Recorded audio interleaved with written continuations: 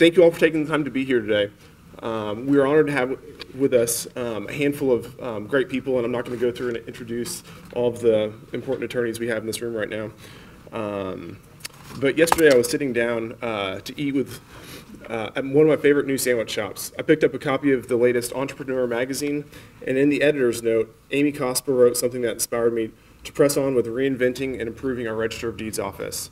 Amy wrote, "We hear a lot about reinvention in business, politics, science, and technology. It's the mantra of the age, reinvent or relent. Businesses that fail to consistently challenge and remake themselves run the very real risk of becoming irrelevant. Sometimes reinvention involves remaking a brand or rethinking a product. Sometimes as simple as shoes, maybe. Sometimes it's recreating an experience, like the simple act of buying shoes. It's anyone's guess why some companies don't reinvent, opting instead to crumble towards obsolescence. Sometimes arrogance prevents it. Sometimes the risks of change are just too daunting to present to shareholders or investors. Sometimes the psychology of change is inhibiting, but mostly it's just fear." After reading Amy's words, I was encouraged by the idea of moving forward in spite of our fears. To be frank with you all, the politician in me is concerned about upsetting those who record documents in our office every day who are comfortable with how things have always been. But I do see this new technology being a great asset to our office, and let me tell you the 3 reasons why. E-recording saves time and it saves money. What used to take a few days for someone to record can now be done in just a few minutes. E-recording is good for the environment. No more fossil fuels to transport documents across the county or across the country.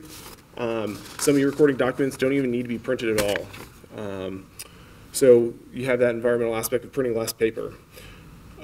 The third thing is e-recording is convenient. There are no lines and you can do it without leaving your office. So for all these reasons, we're excited to announce that we will begin e-recording documents starting today.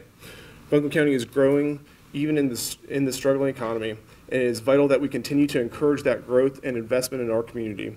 We're the leaders of Western North Carolina, and it's our responsibility to move our region forward. For the past 2 weeks, we've been e-recording documents with a handful of pilot submitters across the state and across the country. They've been blown away by how user-friendly the system that Simplifile has set up. So starting today, we are open for business for those who would like to begin e-recording with us. Our next speaker played a big part in bringing e-recording to the state of North Carolina. Our Secretary of State has a vision for North Carolina to be the best state in the country to do business with. She has actively set out to achieve that goal by working with the state legislature of North Carolina to make e-recording and e-notary a viable option for county offices. Her vision has put North Carolina at the forefront of bringing state governments into the 21st century. And with that, it is my distinct honor to introduce your North Carolina Secretary of State, ELAINE Marshall. Thank you very much. Well, good morning, everyone. What could be better to be in Buncombe County in the fall? I mean, man, this is good. Thank you all for being here. This is a very important event. This is really a historic day for Buncombe County and folks in Western North Carolina. I really didn't see Drew's remarks ahead of time, but you're going to find that some of those dovetails. So, Drew, flattery is the best. Imitation is the best form of flattery. So this is actually a celebration for those of us who love seeing government gain efficiency. For those of us who want to see North Carolina business in this area get a competitive edge. And it's even a good day for the go-go tree huggers around. This is a celebration in every sense of that word. It's a celebration because e-recording is a true win-win for everyone. The first win is that customers get their filings recorded faster. The second win is that the Registers of Deeds office can streamline its workload in a time when every bit of help in that counts. And the third win is that we may even save a few trees, some shoe leather, and certainly reduce stress along the way as we're reducing paper, courier runs to the courthouse, frantic follow-up calls to see when a filing will be recorded. I was talking with someone here from Black Mountain, figured out 30 miles round trip, about 20-25 minutes before they can get in the door here to do something. What a time saver and what an energy saver that will be for somebody, well, anybody in this county. Today, Registers of Deeds Drew Reisinger is building on the strong office development of Otto de Bruyne. I'm sorry I wasn't here last month. In fact, I was halfway around the world when that retirement event took place, so I have to give a shout out to Otto. But today, officially giving the people and business of Buncombe County the choice and the empowerment to upgrade big time. I know eRecording actually makes doing filings here look easier. It will be. The customers will see the ease. And don't forget, what you see today is actually the culmination of a lot of hard work by his office. The mechanics of this process are robust and well vetted. Simplifile and COT systems will be more than happy to explain the mechanics to you today. In fact, there's a 100% success rate with eRecording in North Carolina. Buncombe County makes the 36th county in this state to give people an e-option, and I believe every county that has done it has found it to be hugely popular and helpful. I've not broken out the census maps, but I do know that North Carolina's addition to the eRecording revolution will make it that a majority of the people of North Carolina now live in a county where this is possible for them through their Register of Deeds office. I can tell you that every county that has implemented it loves it. And once you get the hang of eRecording options, there's no way you will want to roll back the clock to do it to a paper-only system, which is really good. Because North Carolina and its counties cannot afford the luxury of simply doing things the way they were done a generation ago or 100 years ago. And we know some of our laws regarding land recordation goes back almost to the King's Grant. So we've got a long history in land records, but we're moving fast into the future. We are taught that lesson every day as we get the latest economic news.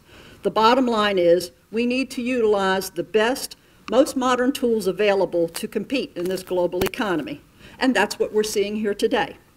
eRecording technology puts you on par with every other county in North Carolina so that deals can happen in Asheville as easily as they can in Raleigh or in Charlotte or in New York or Chicago. If you're wondering why I'm here cheerleading for this cause, it's because the Secretary of State's office has its own very distinct ties to land records. By statute, we administer the Electronic Recording Council in this state. We set the standards by statute for many aspects of land recording, indexing also. And we have the only function in state government to assist land records, mappers, and folks of that type at the county level. I also have to make a quick plug that my department has developed the twin to eRecording land records, and that is eNotary. This is a notary public with special training and status to put an electronic seal on an electronic document. So, the nitty-gritty question of all this is eRecording a filing as good as doing it by the old, slow way on paper, then delivering it by hand or mailing it to the courthouse? Hands down, absolutely yes.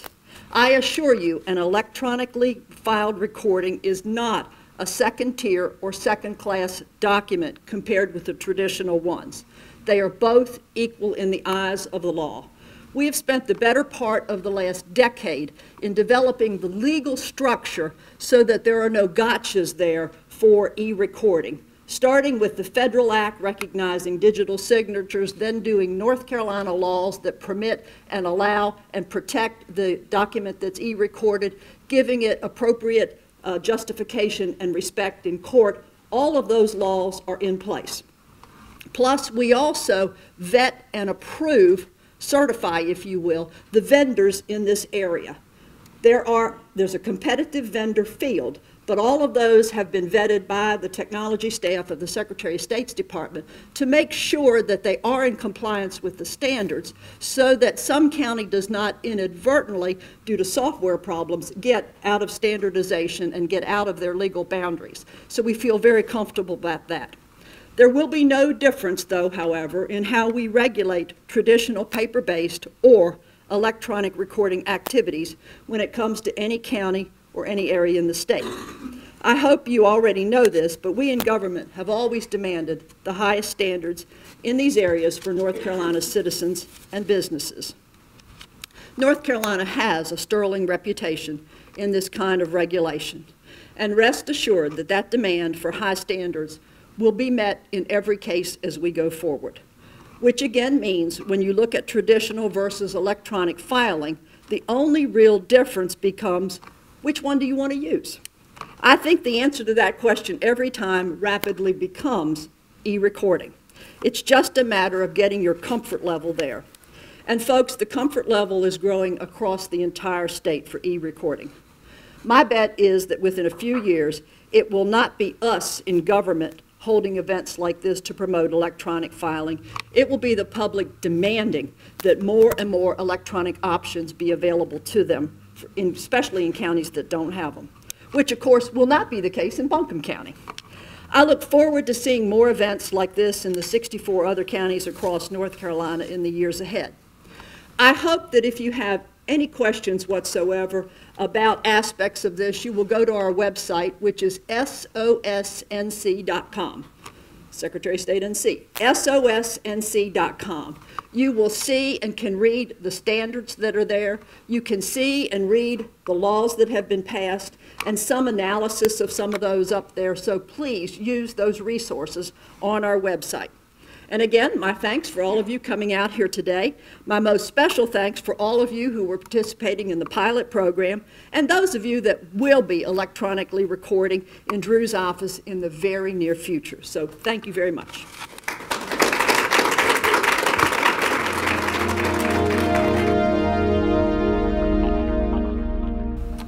There is the administrative office of the court is the overarching decision maker and family home for the clerk of court's offices.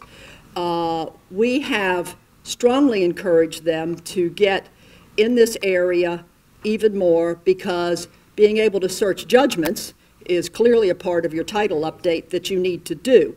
And we have strongly encouraged them to move there. I guess everybody in this room knows about the economic situations with the administrative office of the courts and where their priorities are.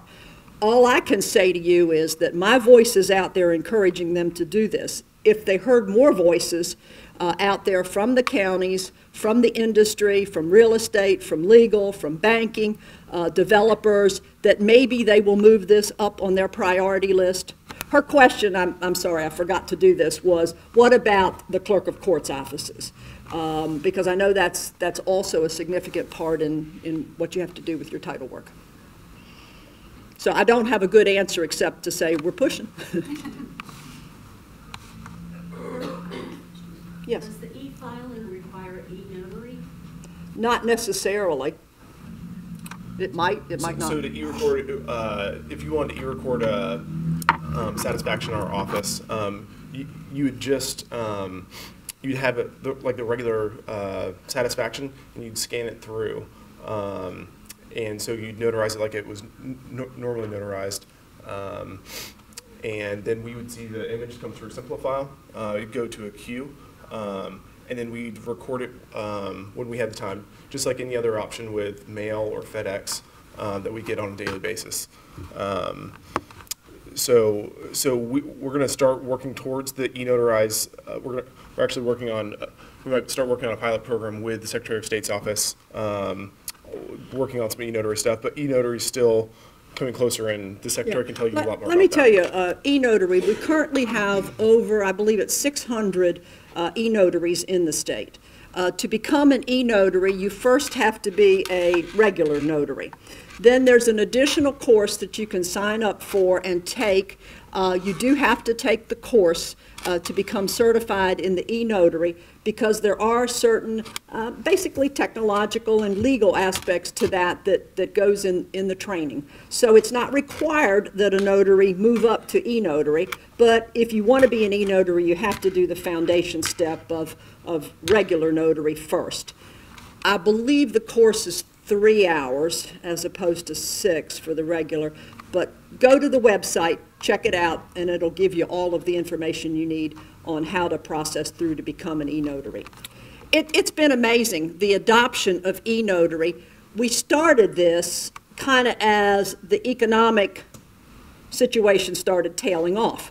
So we were a little bit, I don't know, not disappointed, but it just didn't develop in the banking and the real estate like we thought it might. Banks have come online, and many of them have designated e-notaries.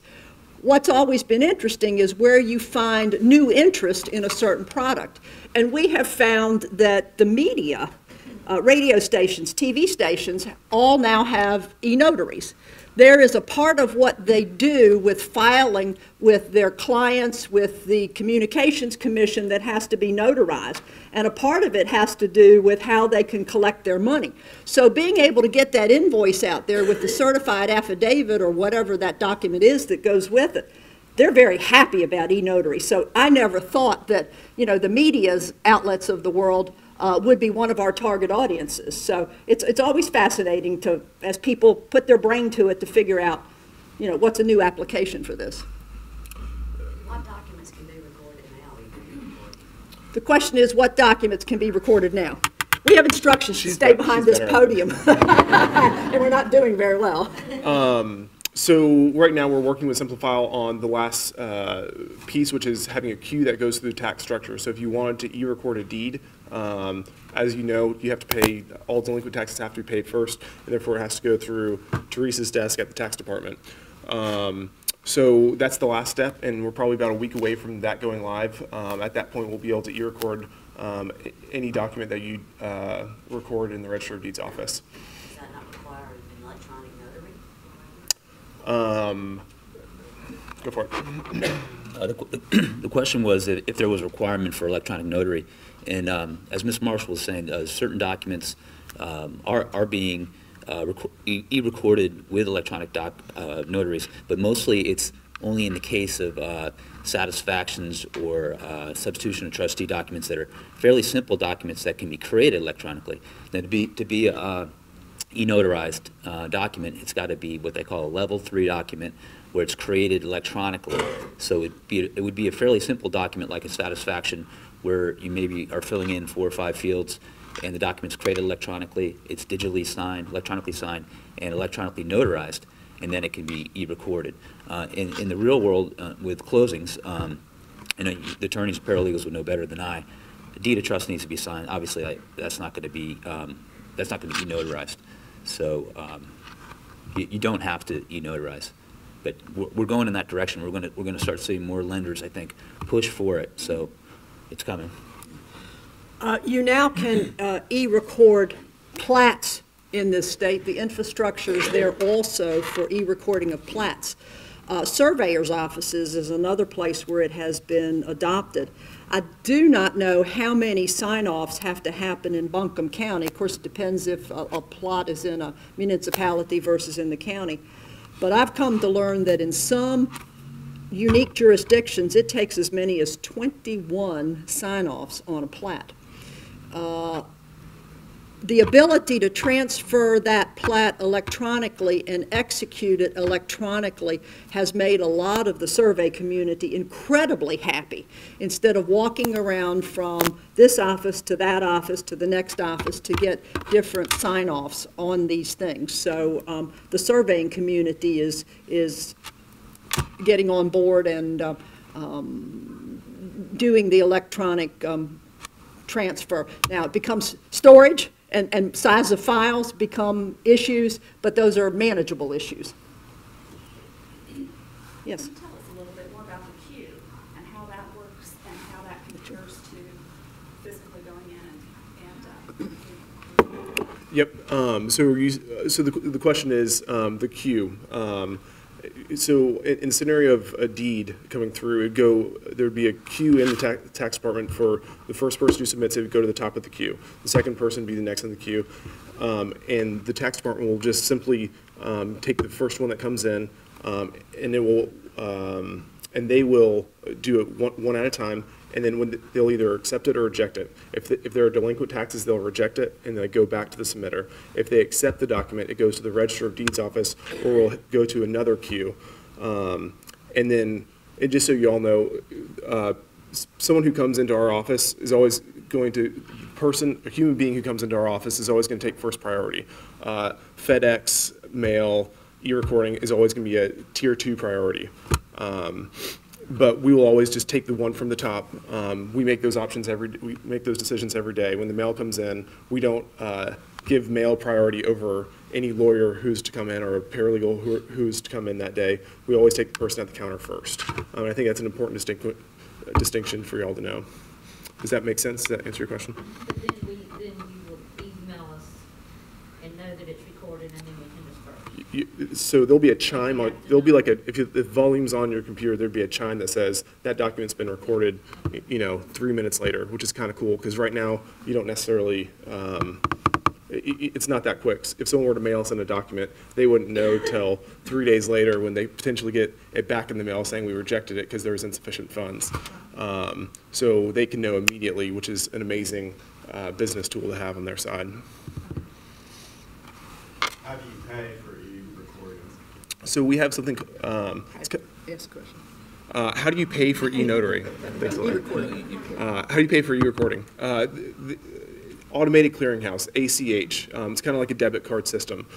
We have it comes directly to our bank account, and someone actually can say if they want to pay $26 for a deed, they can actually put in more than that, so we don't have to send it back. If they need to get that document recorded immediately, they can say that we'll put, we'll allow up to $56 for this document to be recorded.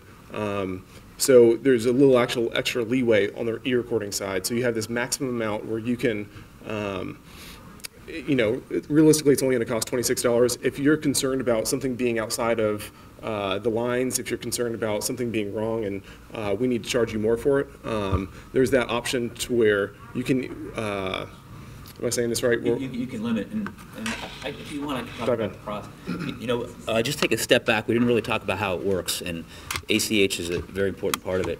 I'm going to do a demo afterwards for folks who want to stick around, but for those who won't be here, the way e-recording works is very simple. You just need a scanner, a computer, and an internet connection. We set up an account with you, the submitter, whether it be a law firm or a bank or anybody who would normally record land record documents.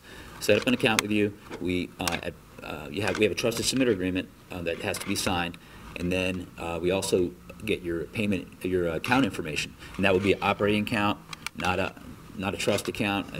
The bar association doesn't want you to give us your IOLTA accounts, so we don't want to have access, and we don't want access to that. We don't want Bruno or whoever is breaking my knees or etc. So we ask for the operating account. We have your routing number and account number, and then the ACH transaction. The way, kind of like what Drew said, we actually have a transaction a sweep every night on that account if you recorded a document that day. So roughly 7 o'clock, we do a sweep on your operating account, and that money gets pulled out and pushed out to the various counties you recorded in that day.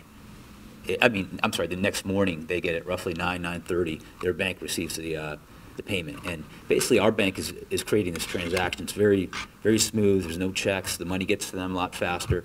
We have reporting, very easy to use reports that you can run. You can either run them off a calendar, banking detail report, or recording report, or you can actually set up a subscription in our system where you put your email in there, and you'll have it in your email every night, or in the morning anyway. You'll have your report waiting for you. So it's for reconciliation, or just to kind of keep an eye on your staff on what they're doing in terms of e-recording. I have a Sorry. question. Sure. Does the report itemize or somehow identify each filing? Yes, it does. And when you're going to create a package to record, let's say it's a deed of trust, an assignment, each item, when you go to run the report, and this will show up in your queue as well, when you run the report, it'll have it'll be completely itemized, dollar amounts, the name of the document type, the name of the package as you called it, as you named it, as well as the name of the document if you've named it other than document 1, let's say. And that'll all show up there. And you'll have subtotals. You'll be able to run it in different formats, including Excel, and you can export it if you're going to bring it into QuickBooks or whatever you might do. But by the way, speaking of that, we are integrated with SoftPro and a few other companies out there. If you want to look at it from that point, you can save some keystrokes by not having to log back in again. I'm not saying it's a perfect solution in North Carolina because of the workflow, but we do have that ability if it's of interest. I'm sorry. if you have a $3,000 tax stamp on a deed, Mhm. that means if you e-file it, you've got to have $3,000 on your account at that time to get the tax stamps plus the recording. So the attorney is basically having to advance it. He's going to get his money into his trust account. And how do you reconcile, you know, we get it in, well, we can't immediately send it down to there. That's a great question, and that is a challenge. The question is, how do you make sure you have money in your operating account in order to be able to e-record? So you'll have money in that account at 7 o'clock when we try to take the money out of that account. So in other words, if you get funded that day, get money wired into your trust account for a closing that day, and you want that closing that day, and usually you're going to cut a check out of that trust account. Well, in most cases, the best thing to do is have that operating account in the same place you have the same bank that you have the trust account, and move the funds over. If you're not going to keep that cushion, some people will keep a cushion of money in there. A lot of people don't want to do that, especially if you don't want to float, you don't want to just keep money in there. But if you want to, you can do it the same day. If your bank allows you to but transfer funds from one account to the other same day, then the funds will be good. They'll be there at the end of the day when we do our sweep. That's a great question. It's a challenge. It's definitely the challenge. Sometimes banks don't, when you make a deposit, it won't go on their system till that night. Well, Be verified that it's okay. and that is a good question. It really depends on the bank you're dealing with, and what kind of relation. Immediate credit, but that's subject to that Access check to we funds. gave, even though it's a certified check from a bank or whatever. Right, and I Still a challenge. it is a challenge, and I have to say my standard answer is to say you need to talk to your particular bank. Unfortunately, because some banks I do know that the funds are good. You can move them the same day. Others, you're right. They may not be good funds at that point when we try to do the sweep. Because they don't send us money until the day of the closing. I understand. Mm-hmm. And therefore, it's an electronic transfer into our bank. Mhm. Okay? Then it's not a verified funds. Right. And from the standpoint that if we wire money out or transfer, we're going to have an overdraft because a wire out is taken in before the deposit goes through Right. the system. And again, I'd have to say you'd have to ask the particular bank because it does vary. And I know you're paying because there's a few counties in North Carolina that require escrow to e-record. So we have to keep a cushion of money in there because they want to pull it right out of there. They won't take the funds in. That comes out of our operating account. Right. Not our trust account. Correct. Mm-hmm. Yes? Coming from the closing side of things, I work as a paralegal for well-known law firm here, and I understand the closing process in North Carolina. And I understand there's a system for each office as to recording, funding, what to do with the monies, and we have to make sure we fit it into this e-filing if that's going to be your choice right now. Obviously, there's going to be some change into the system and how you do things. You had a question about funding. Obviously, you're not going to fund a transaction unless you see that it has been approved. And also, it goes right into the temporary index, I believe, once it's taken in, so that you do verify that that transaction has been recorded, and then that's how you would fund. I've seen the examples that Simplifile has done for how to e-record, and it's very simple and user-friendly. As to the question Mr. Cable had about the escrows and all that, you're playing the same risk, I feel, with the checks. It's the same kind of thing. It's just a little bit different in the fact that you're gonna, when you cut a check to the Register of Deeds, you have a check, and that also takes an amount of time for it to deposit. I see it working where you would still cut the check, but you would cut the check to Simplifile instead of the recording Register of Deeds. Well, you're really cutting it to your operating account. That's what I was trying to say. I think you're going to cut the check instead of cutting it and writing the check to the Register of Deeds. You're going to write the check to your firm, like a CETO law office, I'm gonna write it to a CETO law office, I'm gonna deposit it into my operating account, Right. and then I'm going to, and then that money's gonna come out, so for my tax stamps and all of that.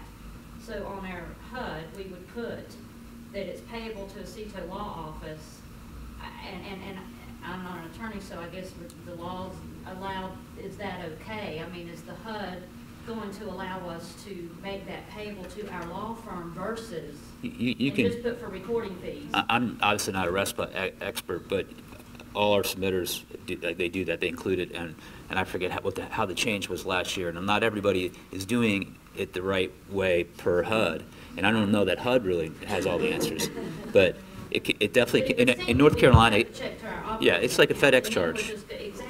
So you have to think about it if you're going to include it, you know, like the submission fee, we have a submission fee, it would be included in there as well. You can put that in the HUD statement. I think we would just change the way we're writing our HUD. We're gonna pay it to our attorney's account, and then we're gonna be able to. Do you think Bruno's gonna approve that? I don't know. Account to the law firm that's not your money? I don't know him personally. But I know he's from New Jersey originally, and I'm a little worried about that. But my understanding is that other attorneys from the real property section have spoken to him about it, and as long as we're not hitting the trust account, and I think, I don't know how you would reference it, but when you cut a check from the trust account to the operating account, you have some kind of trail that shows that those funds are going towards recording fees for Buncombe County, maybe for a file number as well. I'm not sure how you reference it, but we have thousands of customers. In North Carolina, we have quite a few attorneys. It's been a challenge because there's other issues that we haven't spoken about that make it difficult to e-record. But yes, sir. How do we do a bring down to the minute of recording if we don't know exactly when the document will be recorded? And also, how do we email instructions that the deed has to be recorded first and then as soon as possible after the deed of trust? Yeah, well, let me, great question. First, the bring down or the update, and the second question was, the order of when you submit a document or package. I just want to go back for a second to finish what I was telling you about how it works. So you pick your county, you create your package, you add your documents, you upload your documents in order after you scan them. So deed, in the package, deed of trust, whatever else you might have there, you'll have that in order. And when you submit it, it can only be in that order. It can only be recorded in that order. So when it comes into the county, into the land record software system they will they'll look at all three documents. We'll assume it already went through tax assessor's office. They get all three documents over to the register of deeds, and if there's something wrong with one of those documents, the whole package gets rejected. Goes back to you, and you get they'll give you some type of reason for rejection. There's no money transaction, no ACH transaction. You can fix it if it's like a signature missing. You can bring the correct image in, and it'll become a new package, and you can resubmit it back to the register of deeds. Obviously, that's a benefit, saves you time. You don't want to get rejected, but it does save you some time. In most cases, they're going to review the package, all the documents in the package, and they're going to record it. Our system, it's web-based. You'll be looking at it, and you'll have a review queue there. If you happen to be looking at it, the status will change to instead of received, that package will say have the instrument number, book, and page. And Drew mentioned if you have audio, you'll hear a chime too. You hear that either way if it's rejected or recorded. But it'll change. You can open up the package, and you're going to see the Drew Reisinger instrument number, book, and page. It'll be an electronic stamp on the very top, as well as if there's a deed in there, there'll be a tax assessor's electronically imprinted stamp on there as well. So that comes back to you. You've got the full image, just the way you sent it, with the exception of the new stamps. Goes on record at the same time at Dave Cotton Systems. Goes on record at the county same time. You get it back. If it's an attorney or titles, real estate attorney or title agent, or paralegal, they will probably we have a tab to hit print the first page, and they'll print the first page, attach it to the hard copy of the original, and send it to the lender, I suppose, or whoever you normally send it to. You're done. You're totally done. So that's really, I just want to explain the process in full. Second question about updating, I get asked that every time, and I'm trying to get better at answering it. I'm not an attorney, and different attorneys will give you different answers. I've learned that. Different real estate attorneys. It's crazy. But, and my wife's an attorney, and I've tried to explain to her, she's just like, don't worry about it, just do your best. But so updating, basically updating title prior to recording, and I'm not familiar with Buncombe County's clerk of court office, and I'm sure it's efficient. There's some counties that are more efficient than others. And I'm talking about how quickly documents get put into the AOC database, the VCAP system. So I can't help you with, if you always go down to the office and check the bin or the box or tray, whatever they call it, if that's part of what you do, then, I mean, I can't help you go down there. We do, as you probably know, the AOC does have remote access. You can sign up on your own and get it. What we do is we went out and bought a subscription a few years ago. Unfortunately, when it costs a lot more, it costs less now.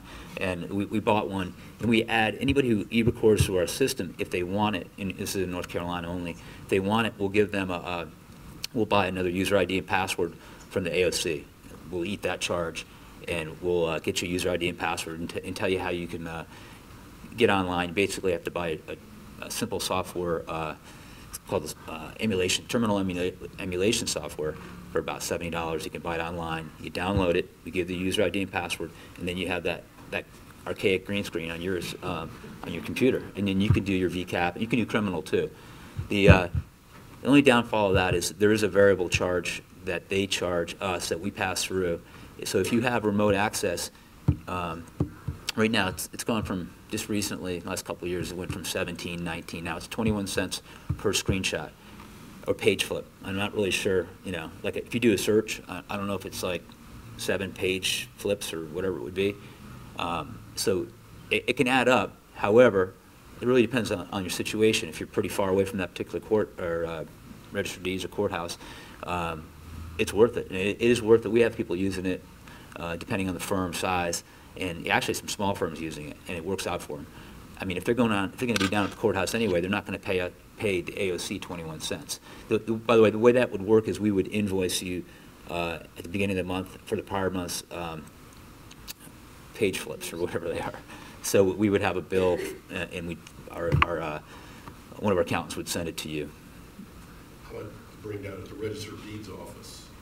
How do we, we do it, then we send our e-docs. But we don't know how long those e-docs are going to take to get recorded. Right, and I have to go back. The question again was, what about the Register of Deeds? It's, I think, more of the question of how fast they'll record at the Register of Deeds. And Simplifile is basically a delivery mechanism, like a FedEx, electronic FedEx to get the document there. And it really varies courthouse or Register of Deeds to Register of Deeds office on how quickly they will electronically record it and close that gap. Buncombe's been doing a great job. We have, most of the counties in North Carolina are very good because they do realize it's Ray State, and it's their job to get it on record. And furthermore, submitters are not going to record there or electronically record there unless they do it fairly quickly. We've got other states that are title states that are not Ray States where they take their sweet time and it's not as important. So I can't give you an exact answer, unfortunately. Drew, do you want to comment? I mean, we're working with the tax department, and the tax department's getting much quicker on that, especially when we're talking about deeds conveying property. The tax department's been absolutely fantastic in speeding up their systems as they've gotten more people trained to go through the system and figure out what they need to figure out if there are delinquent taxes that need to be paid. So as long as we are working hand in hand with the tax department, there's no reason we shouldn't be able to legitimately e-record in a matter of minutes most of the time. What if your deed has a disclaimer on it that the closing attorney will be responsible for taxes? When we use that on the deed, we don't have to go to the tax office. I believe it would still naturally go to the tax office, and then they would see that it's got that statement on it, and then they just pass it on to us. So it'd just be, it'd just be them clicking it on and pushing it forward. So the tax office, what's their priority between people standing at the counter and e-submission? From what I've spoken with Teresa, that it won't even necessarily go to the counter. It'll go to someone in the back who doesn't have people waiting on them, so it can be even faster at the tax department. So there won't be this 7 people in line and they're waiting till there's no line. I think it'll go directly back behind the counter to where no one's hassling them and they can just get it done right away. I think I heard, if I was listening right, there's an extra charge to Simplifile for Yep. e-filing. What is that? How does that- It's $5 a document. So it makes sense for someone who is further away, who doesn't want to do the driving. And, with the majority of folks who are downtown, it might not make sense to pay that charge. Every single attorney or paralegal in this office needs to make those decisions for themselves, whether or not e-recording is worthwhile for them or not. It's just another option of what we are offering in our office. We'll always have, our goal is always going to be to have the best customer service in the state of North Carolina. We're going to have some of the best trained folks in the state of North Carolina, and our deputies are already doing that every day. So our goal is to make it as easy and quick for folks who come in person, but we do want to have this new option of e-recording for folks who want to do that, and if it makes sense for them. And it's not up to us to make those decisions for law firms, whether or not they think it's going to be a worthwhile investment or not. We're going to let you all make those decisions. So, is every deputy register going to have a queue, or is there one designated person with the queue for them? As of right now, we have it on 2 desks, Debbie Worley's desk, and then we have it on the Platt desk. The question was whether or not every deputy is going to have it available on their desk. And then we might go to more. It kind of depends on the volume. This is new to us. We're not necessarily sure how much this is going to take off or not take off. If it's wildly popular and all of y'all start e-recording with us, it'd probably be on every desk. We might have it like Teresa does in the tax department, where we have people behind the counter so they're not being hassled by folks who are coming in person. So we're going to play it by ear, whatever logically makes the best sense for us business-wise. So like at the end of the month or the end of the quarter, when everybody's closing, you have a mass amount of closing recording at the end of the day, and you're going to be waiting on the humans first. Yep. So if there's a lot of e-recordings coming in, it probably won't happen until the next day. So the end of the month is always a challenging time for us. The question was whether or not, how are you going to handle the volume? And we're going to handle the volume like we've always handled the volume. Our goal is to get everything in that comes in that day to be done that day. So if people are e-recording something with our office before 4:30, we're going to guarantee them that it's going to get e-recorded that day.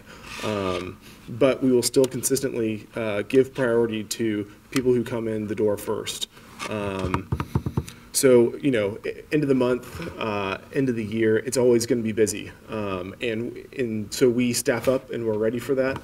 We always have an entirely full staff going into that, so we can, and we don't leave until all those documents are recorded. If there's a line at the Register of Deeds office going into a weekend at the end of the month, we're not going to kick anyone out. We're always going to accept all the documents before the day is done, and we won't, as long as something is e-recorded with us before 4:30, we will, that document will be recorded that day. Will your database show whether the document was originally an e-document or a paper document? The question was whether or not COT systems will, whether it will see on the search, whether or not it was e-recorded or walked in person. You can tell that there is a difference in the documents. From what I've seen e-recorded so far, the stamp looks a little bit differently. You'd have to know what you're looking at, though. I couldn't, someone, the public wouldn't necessarily know any difference between. I'm going to let Bob field this. One thing that I would know, Drew probably wouldn't know because just getting started with it. The question was, can you tell when you go on to the public record if there's on the index if there's. It was index question or document question? Well, I'm actually thinking of a future lawsuit where you have to find the document. Well, and if it's an e-recorded, there might not even be a document.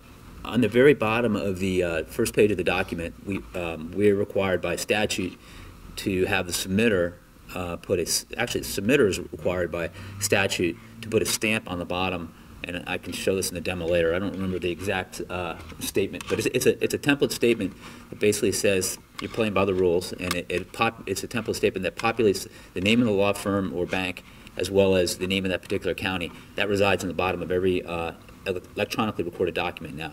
Furthermore, the stamp up top usually says electronically recorded. Depends on how the Register of Deeds or Clerk of Circuit Court in other states have asked us to put the label on the top there, the electronic stamp. That's a good question, though. I mean, and there's also a statute in the evidence code that says an electronically recorded document is accorded the same dignity and respect and whatever the paper document of that nature would receive in court. So that's pretty clear in the evidence. Does anybody else have questions? Who participated in your pilot program? I think I could say. I mean, sometimes we're not supposed to say who it is, but I think they're okay with it. Hutchins Center out of Fayetteville. And it went, I think it went fairly smoothly. Yep. Right? What you got, Philip? For those of us who are in the local bar, real estate bar, and Secretary Marshall can speak to this too, from the sanctity of the public record, we battle closing shops, people who are UPL, unauthorized practice of law every day. At least I do, I'm sure you guys see them around. And what I'm concerned about, I know you say there's this agreement, submitter agreement, whatever that is, but what are the conditions? Because Drew, it's not your responsibility to verify the quality and the accuracy of the document or what have you.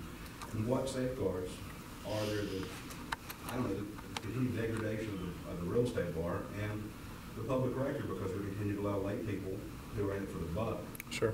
to record things. And now you're going to give them, in my opinion, the keys to the kingdom. If they meet your requirement to sign a piece of paper and have a scanner and a computer. So that's huge for my practice and my livelihood, so I'd like to know where the speed bumps at. Well, I can say the speed bumps for them, and you know, I know who you're talking about, a couple firms. It is two things. I mean, number one, the real property section seems like they're getting after some of these folks a little bit. And I know one firm, well, you guys would know better than I, but my understanding is they're trying to get after the unauthorized practice of law in exactly the situation you're talking about. So it's really, I mean, this can happen in the paper world. It's the same thing in the paper world as electronic world. There's still, settlement shops or whatever they're going to call settlement firms are doing the same thing in the paper world that they can do in the e-recording world. I don't know that's going to make much of a difference, but I will say, from my standpoint, I don't want to bring on any customers that are potentially going to do things that are not legal here. So, but my understanding is that if an attorney is certifying title, and I know they're supposed to be supervising the whole process, I don't know. I wouldn't know if they're supervising the whole process, but it's kind of tough. That's not your part of the Right, deal. right. You're the tech guy, I understand. No, but we have an agreement. We have a trusted submitter agreement. We have these people sign. It's important that we vet to the point that we know that it's legal. And from my viewpoint, I think it is legal right now. I guess maybe you could comment on that. Well, I can give you a couple of long answers, and I'll try to make them short. We're the notary commissioner and regulator. And if we find that kind of activity going on the part of a notary, we do not hesitate one bit to turn them over for the unauthorized practice of law. What the result of that is, I never get a report back. My sense is that it's not being strongly enforced. So maybe my definition of what the unauthorized practice of law is different than the bar's definition of the unauthorized practice of law, which brings up another set of worms to deal through. It's only been about 2 weeks, and I don't know if it made the media up here. There is a suit in Wake County Superior Court by LegalZoom against the bar. They have been in for maybe 10 years, a love-hate relationship of them doing business in this state and then being clamped down by the bar and that kind of stuff. It is not particularly over real estate, but as that case evolves, it may have some ramifications for the mills that have done some of this stuff. You know, Senator Kay Hagan, when she was a state senator, tried to strengthen the law on the unauthorized practice in real estate, and it got out of committee without, I don't think, a single vote against it. But there were forces out there that got that soundly defeated. It never got out of the North Carolina Senate. This was about 4 or 5, well, before she became a United States senator. Another aspect of the story is that lenders of, let's say, the decade of the 2000s were into fast, quick, get that money out there, and we all know now, since 2008, what's happened in the lending and foreclosure debacle now. As we were attempting to do e-notary, we knew we were facing a force, but we couldn't put our hands on it. We knew that there were high-level people in Washington, D.C. that were fighting us tooth and nail, and other secretaries of state or other entities who have tried to do some e-recording and e-notary, and we just couldn't quantify it. Now, in hindsight, we know exactly what it is.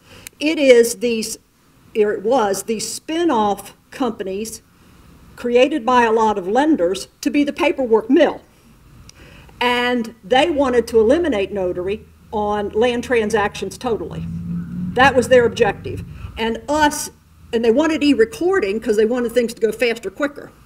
So we now realize that our opponent was, what's the name of that company, MRS, MES, whatever, that operated around the country to try to keep e-notary from happening. So, and I don't know how many of you might have seen the 60 Minutes story.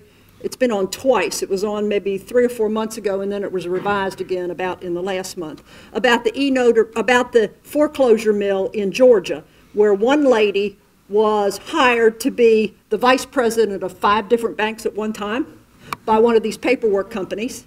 And they had other people who were paid hourly rates to sign her name on affidavits to be tendered to the clerk of court to do what needed to be done in the foreclosure stuff. And they were signing, I think the name was Linda Green. Some of them were signing Linda Green as many as 300 times an hour. An hour. I mean, just paper, paper, paper, scratch, scratch, scratch. And then a notary was notarizing that Linda Green personally appeared in front of her and attested blah, blah, blah, blah, blah. Well, I wrote an op-ed piece, I don't know if it was in the Asheville paper, questioning, could it happen in North Carolina? And obviously the answer is anything can happen, criminal minds are wild. But we've got a remedy here in North Carolina. We can revoke the notary, we can send him to jail, either felony or misdemeanor, depending upon the nature of the conduct. Georgia has no way of disciplining their notaries. I was in Atlanta earlier this week, spoke to the notary administrator. He can't even tell me whether the DA is pursuing it. It has to be a DA, and they have to decide that something, you know, obtaining property by false pretenses or something. And they have done no momentum on that whatsoever. So there are forces out there that are not necessarily unauthorized practice of law, but it's the economic commission and processing fee that all these folks have gotten that are, again, allowing this wild conduct that you and I think are very improper, and you and I might think is the unauthorized practice of law. And while we got a problem here in North Carolina, I don't think we have the problem that it is nationwide. I honestly worry about documents coming in from other states. One of our formerly major banks in this state had a service center in Virginia. And I kept thinking, if they were here in North Carolina, why didn't they have their service center here in North Carolina? Well, I found out why. They were notarizing documents and faxing them to one particular county in this state.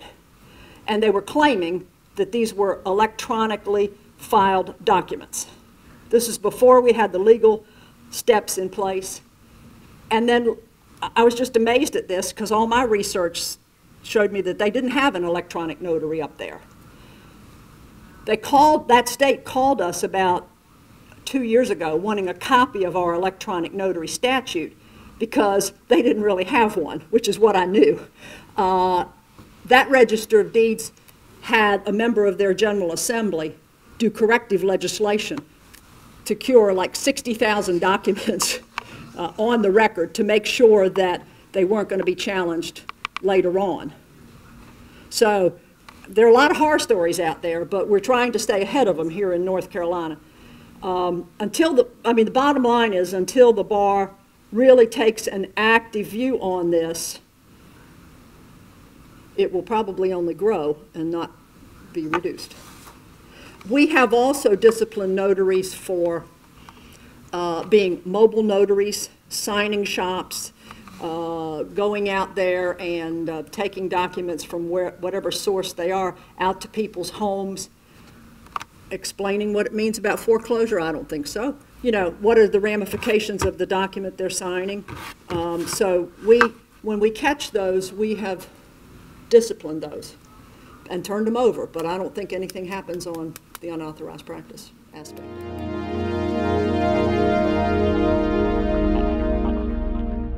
Go to simplifile.com. You have your username and password. When you first set up with North Carolina counties, when you go to add the county, it's going to, if they require a memorandum of understanding, just an agreement between you and the county, it'll be facilitated in our software, in our workflow. You'll like, if you click on Buncombe County, you want to add that as one of your counties in your county queue.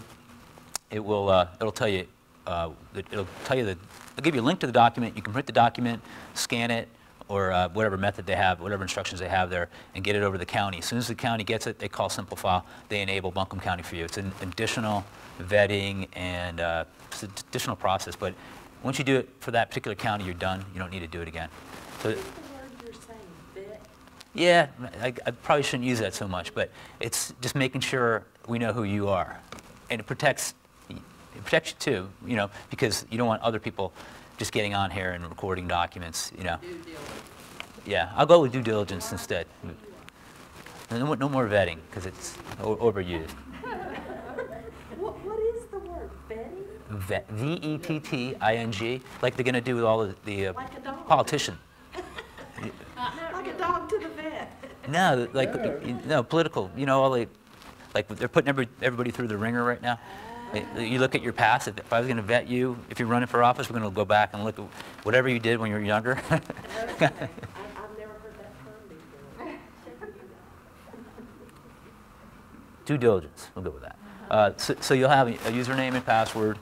Let's see, which one's this? I'm going to need a test account. But by the way, I want to make sure we were clear. We're doing all document types except deeds in Buncombe County right now. Within maybe the next couple of days, deeds will be a document type that you can pick.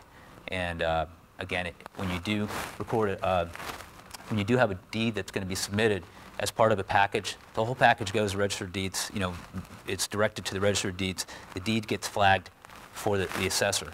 The assessor's only going to look at the deed and do whatever they do, and either accept or reject it. And they'll give you a reason for the rejection if it is rejected. And then after that, it goes on to the county or to the register of deeds. When it does get, if there is a deed in there and it goes to the assessor, there's email notifications that are created that go to the assessors, about like 10 different deputy collectors, I think. So they'll know there's something there to review. And then also email notifications to the Debbies at the two different people at the Register of Deeds office. So they're kind of looking over the shoulder a little bit. They're aware that there's something that needs to be looked at, and it's obviously pretty important if it's a land transfer document.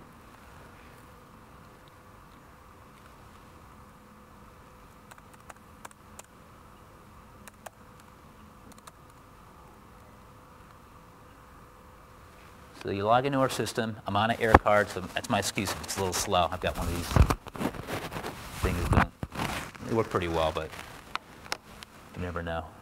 This is obviously our main menu. This down here is our the queue. You might have you have things in draft or ready. This is a test account, so test submitter account. So we don't have anything that's actually been recorded. If it gets recorded, then it's a mistake on my part.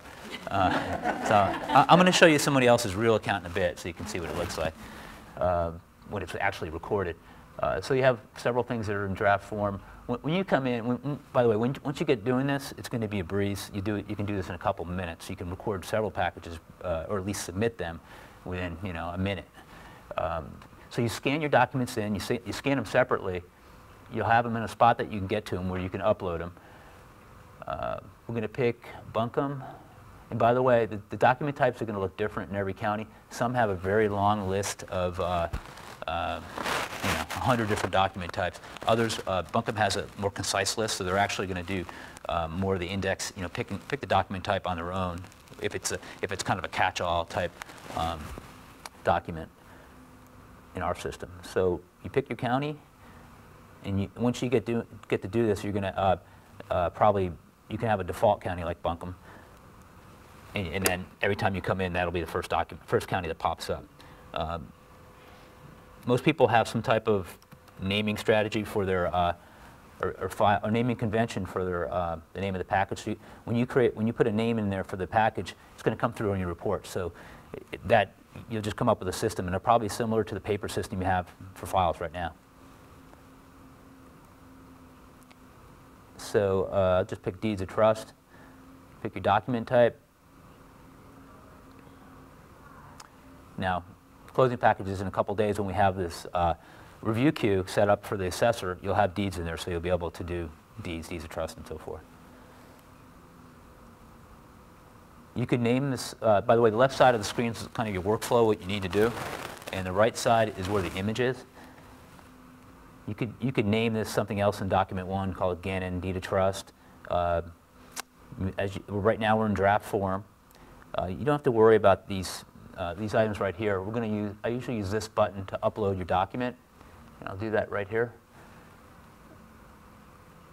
This is a phony document. When you bring the document in, it's in, there's a couple, most of these things are pretty obvious. We're in a single page view right now. This is multi-page. The one that's in gold, you can move it to the correct spot. One thing I didn't mention about scanning, you need to scan in 300 DPI or higher. Most people are already defaulted to that in their system, so it's something you should know. It won't go through if it's lower quality than that. They require that at COT and the county. So these items, if you had an extra page in here, obviously you can dump it into the trash. Back to the single page view. Most of these things are pretty obvious. However, this is one thing is if the documents got scanned in crooked, you can move it around. You can't alter the image itself, but you can move it to keep it so you don't get rejected for margin, being outside the margins. Depending on where you're recording, I'd say about 2/3 of the counties in North Carolina ask for grantor and grantee. If there's an asterisk next to the grantor and grantee, it's required. If not, it's your call. If you want to put some things in, great. Other counties are more rigid about this. What we found is that submitters got turned off if they're more rigid. Buncombe's not being real rigid. They want to, because they're going to do the indexing either way. I mean, in some cases, we have counties that want us to do it perfect. They want the submitter to do it perfectly, and they'll reject if it's not just the way they want, which kind of, you're going to lose their job if they're asking the submitter to do it themselves. The county is, the indexers. This is a stamp that I mentioned earlier in the meeting that needs to be applied to every document on the first page per statute in North Carolina. You simply hit the button there, and it shows up here. And it will say the name of your firm as well as the name of the county you're recording in. Now, if we had, again, the workflow, if we had a deed in there, there would be a spot for consideration. You'd have to put that in. So the whole way through, we're estimating the recording fees, and you can always check it to make sure they're correct. It's pretty straightforward in North Carolina. Drew mentioned, within our settings, you can actually put in a default where if it, for some reason, you think the county might make a mistake, especially when you have revenue stamps involved, you can say $50 or $100 could be the benchmark where if it's over by that amount, it'll automatically reject and it'll tell you why, and then you can figure out if maybe the county made an error or you made an error in your calculations when you did your HUD. I'd tell you, it doesn't really happen that much. I haven't seen it happen, but you have, at least you have that the safeguard in there, in the settings. So this takes you back to the package page. You know, if we had another document here, let's say we had a deed, we'd add that document right now. There'd be black arrows next to the boxes to the left here of each document, and they would there'd be arrows so you can move them, get them in the right order if you happen to do the deed of trust first by mistake. And the whole idea with the package concept is that you definitely, especially with closings, you want it all together because you want it to be rejected in full and recorded in full. So if you have one document off, you want it to come back. And you obviously want the right order too. So from here, you can, by the way, the recording fees here, submission fees is $5 per document. We have a license fee, annual license fee. We keep moving it down, and it was $3.95. It's going to be, generally it's $195 for the first year and $195 12 months out of renewal. We're going to waive the first year. Sorry, man, the second time that's happened. You have to cut the camera now. It's going to be, we're going to waive the first year, at least probably for the next, through January 31st, just to give people a chance to get started with it. So no license fee for the first year, you know, at least for the next few months anyway. We'll say through January 31st, and then it's a $195 on renewal. And if you don't like it, you don't have to renew. We're not going to ACH money out of your account if you're not using our software. But we think people who use it are going to like it. You know, outside of any issues that people have with updating or anything else, it works. It's very smooth, very easy to use, and it saves you a trip down to the office, obviously. Can I ask you a question? Sure. You and I talked earlier, and you said something about if somebody gets this system through you, you build the electronic notary stamp. Is that an extra charge? No, we don't. So we are, if you go to the Secretary of State's website, we are an e-notary solution, approved e-notary solution provider within our system. So if somebody comes to us and says they want to be, you know, they want our solution, well, they have to make sure they want to e-record, because it's only within the e-recording solution do we offer e-notarization. And if they come to us and want that, we build a stamp form and you know, get the credentials. We have to play by certain rules that the Secretary of State laid out for us. So, and I don't remember all of them. I haven't done it recently. But the reality is we get their information, and there's some numbers. As I mentioned, we actually, when somebody tries to record a document that's been e-notarized, when they go to submit it, I use another word, ping. I don't know exactly what that means, but we ping their database to make sure in Raleigh, to make sure that they are in fact a valid notary. If they're not, it's not going to get recorded. It's not going to get pushed through.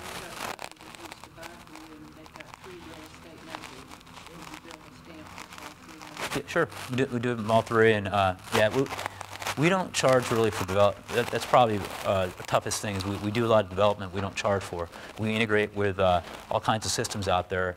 We actually give some small counties that don't have a land record software system that's like COT or others that are pretty progressive. We actually give them a system for free so they can record documents like tomorrow. So we will do that development. We'll create their stamp. We've got somebody who's dedicated to those type of processes. So from here, if I hit submit for recording, it goes into the recording queue over at Buncombe County immediately. If there was a deed in there, it would go to the assessor first. They wouldn't be on the clock yet. The registered deeds would not be. Excuse me. I'm not going to send it. It gets there in a couple seconds. I'm going to go into an account to show you what it looks like on the other side.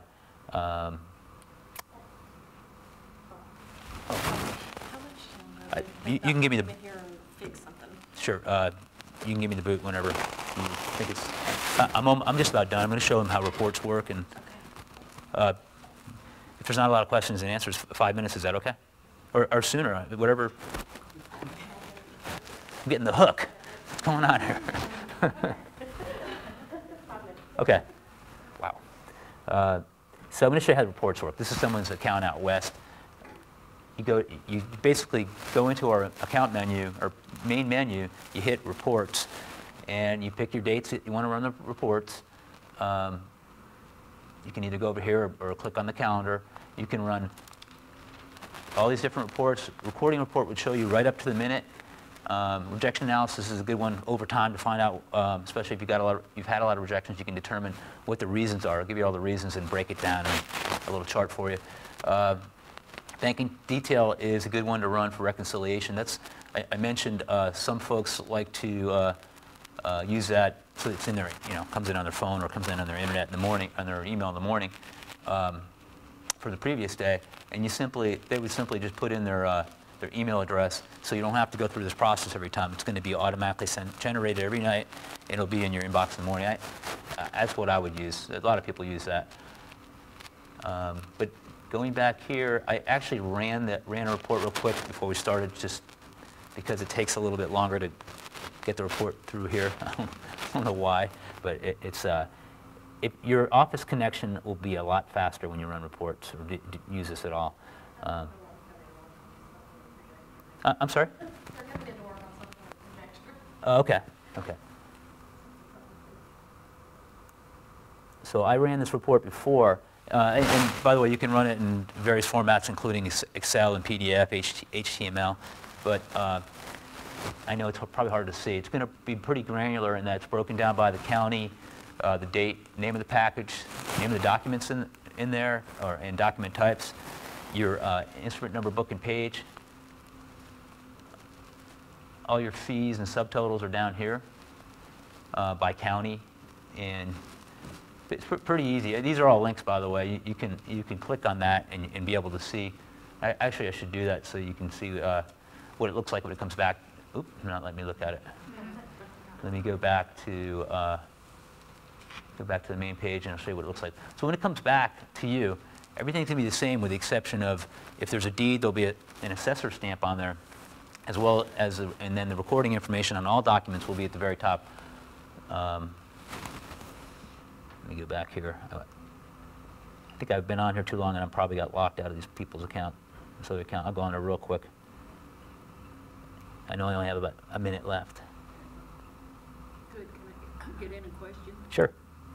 We were talking earlier with the Secretary of State and Mr. Reisinger about the levels of recording, and they told me that level 1 is where an attorney can have a closing at their office, scan in the documents, and email them to you for recording. That's level 1, right? Are you going to have that here? Well, we don't do that because we include information that is not on that document, additional indexing information. So that would be level 2. That's a scan. Fax scan is kind of the same thing. If it was level 1 where they just faxed it and we didn't do anything to it, because for safety, and these are, not to get off subject too much, there's some different standards that we go by for our system to be compliant on a national level. We include some indexing information built into everything that's recorded. So that's really level 2. But it's the same idea. You could have a closing and scan it like they said and send it through our system to the county, and that's really the same thing. But and you could have it recorded. So it's just that by definition level 2 is a little different than level 1 because it has some additional information encrypted and including in that package, that image. That's